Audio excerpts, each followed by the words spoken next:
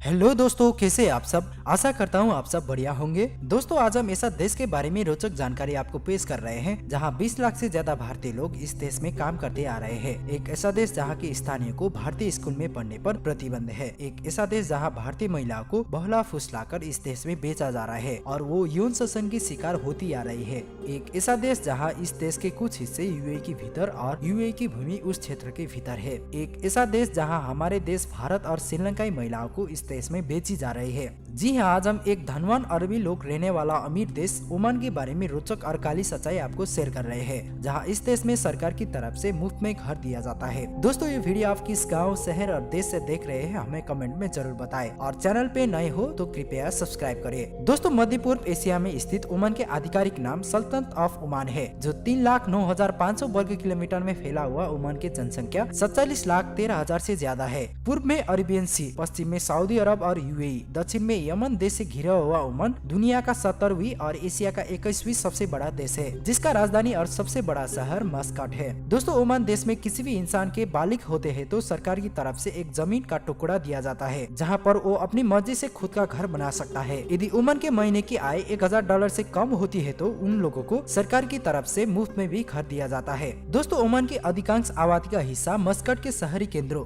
समुद्री तट और पास के उत्तरी अल हजार पर्वत के आसपास के क्षेत्र में केंद्रित है। ओमान का ज्यादातर भूमि मरुभूमि जैसा होने के कारण बहुत कम वर्षा होती है और देश के कुछ क्षेत्रों में वर्षा में केवल कुछ ही बार वर्षा होती है। दोस्तों, ओमान में वेश्यावृत्ति अवैध है, लेकिन पूर्वी यूरोप, दक्षिण एशिया, उत्तरी अफ्रीका और चीन की महिलाएं ओमान में ऐसा काम करते आ रहे हैं, जहां ओमान की कानून वेश्यावृत्ति के आय पर जीवन यापन करने का एक अपराध मानती है, जिसके लिए जुर्माना और 3 महीने तक की कैद हो सकता है। वैसे तो केवल वैध विवाह के भीतर ओमान में सेक्स करने की अनुमति है। दोस्तों, हमारे देश भारत और श्रीलंकाई महिलाओं को अच्छी काम और ज्यादा पैसा दिखाकर ओमान के विभिन्न शहर में कौड़ी के दाम पर बेची जा रही है। इन महिलाओं को घरेलू कामदार या देखभालकर्ता के रूप में नौकरी के बहाने ओमान के राजधानी शहर मस्कट पहुंचने के बाद महिलाओं को अक्सर एजेंट द्वारा बंदी बनाया जाता है, जिन्होंने उनके पासवर्ड और सेलफोन जब्त करने की उनकी जानकारी के बिना समझौते पर हस्ताक्षर करने के लिए मजबूर किया जाता है। दोस्तों, ओमान के नागरिक काम करने का दिलचस्प नहीं रखते, इसलिए आज के दिन में ओमान का श्रम शक्ति का लगभग 70% लोग विदेशी है। फिलीपींस, इंडोनेशिया, भारत, बांग्लादेश, श्रीलंका, नेपाल और इथियोपिया सहित पूरे एशिया और अफ्रीका से श्रमिक ओमान में आते हैं, जहां आज से 50-60 साल पहले ओमान एक गरीब देश था, लेकिन तेल और गैस उत्खनन के बाद ओमान दुनिया का एक उच्च आय वाला देश बन गया। दोस्तों, आपको विश्वास ना होगी, इस देश में घरेलू कामदार के रूप में काम करने वाले भारतीय और अन्य देश की महिलाओं को बलात्कार, कई महीनों तक की कोई वेतन न देना, अधिक समय तक काम, यातना और पासपोर्ट जब्त किया जाता है। हमारे देश भारत के पंजाब से बड़ी संख्या में महिलाओं को घरेलू कामदार के बादे ओमान में बहला फुसलाकर यौन शोषण और गुलामी में फंसने की खबर आती रहती है।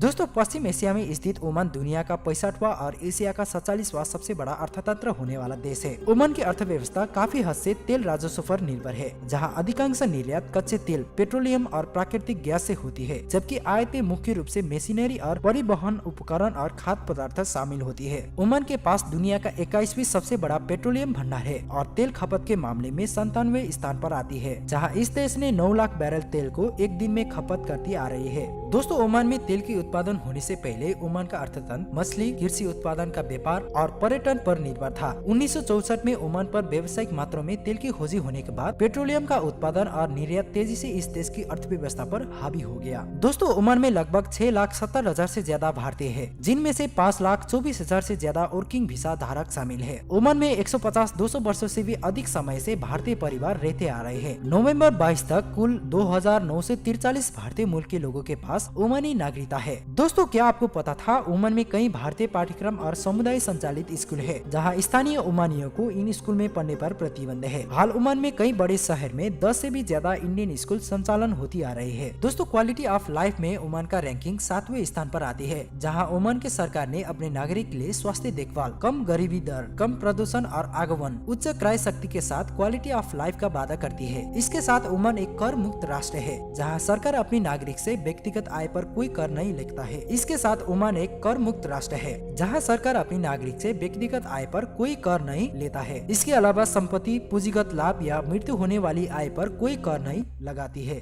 दोस्तों, भारत और ओमान के बीच 1955 में राजनीतिक संबंध स्थापना हुआ था, जहां भारत और ओमान के लोगों के बीच 5,000 साल पुराना संपर्क है। वर्तमान में ओमान की कुल आबादी का लगभग 30% लोग भारतीय है, जो इस देश की सबसे बड़ा प्रवासी समुदाय बनाती है। इन समुदाय में से 25% अनस्किल, 30% सेमी स्किल, 30% स्किल और 10% इंजीनियर, बैंकर और व्यवसायी जैसे पेशेवर में शामिल है। ओमान में 2000 से भी ज्यादा भारतीय डॉक्टर है, जो देश के विभिन्न अस्पतालों और स्वास्थ्य केंद्रों में काम करते आ रहे हैं। दोस्तों, ओमान एक एकात्मिक इस्लामिक पूर्ण राजतंत्र में आधारित ओमान का सुल्तान राज्य का प्रमुख और सरकार का प्रमुख दोनों होता है। ओमान के सुल्तान सशस्त्र बलों के सर्वोच्च कमांडर और प्रधानमंत्री के रूप में भी कार्य करता है। दोस्तों, ओमान के सुल्तान की मृत्यु होने के बाद ओमान के शासक परिवार को 3 दिनों के भीतर अपने उत्तराधिकारी की उम्मीदवारी पर फैसला करना पड़ता है। यदि ऐसा नहीं होता है तो रिश्तेदार दिवंगत शासक के पुत्रों को सिंहासन के उत्तराधिकारी के संबंध में उसकी सिफारिश के साथ खोलता है। दोस्तों, अन्य अरबी देश की तुलना में ओमान के नागरिक के लिए आजादी देने के बाद भी इस देश की नियम और कानून उसी तरह सख्त है। ओमान में माध्यमिक शिक्षा और स्वास्थ्य देखभाल ओमानी को निःशुल्क में प्रदान की जाती है और व्यक्तिगत टैक्स पर भी कोई टैक्स नहीं है। ओमान में गुरुवार और शुक्रवार सार्वजनिक अवकाश होता है और सार्वजनिक व अन्य स्थान पर भीख मांगी जाए तो कम से कम 1 वर्ष तक की सजा होती है। ओमानी लोग को सरकार के खिलाफ और सरकार के परमिशन के बिना सार्वजनिक सभा और सरकार के खिलाफ नहीं बोल सकता है। ऐसा करते हुए आप पकड़े गए तो आपको भारी जुर्माना और जेल की हवा खानी पड़ सकती है। इसके अलावा इस देश में आप समलैंगिक संबंध नहीं रख सकते और पोर्नोग्राफी, शराब पीना और अविवाहित यौन संपर्क ओमान में गैर कानूनी है। ऐसा करते हुए आप पकड़े गए तो आपको कड़ी सजा भुगतनी पड़ सकती है। दोस्तों, ये बात सुनकर आप हैरान हो सकते हैं। ओमान के कुछ हिस्से यूएई देश के भीतर और यूएई की भूमि उस क्षेत्र के भीतर है, जिसे मदा के नाम से पहचाने वाली ओमानी हिस्सा यूएई द्वारा घिरा हुआ है, जिसके अंदर दूसरा एक्सक्लेव है जिसे नाहवा कहा जाता है, जो यूएई का हिस्सा है। यह क्षेत्र यूएई और ओमान के बीच एकमात्र क्षेत्र है जो किसी भी बाधा से घिरा नहीं है और मदा, नाहवा या यूएई के बीच कोई सीमा पार नहीं है। 19वीं सदी के शुरुआत में मदा रास अल खैमा के कब्जे में था, लेकिन डिब्बाबाई सिवो ने 1869 और 1900 के बीच कुछ समय के लिए इस पर बलपूर्वक कब्जा किया था।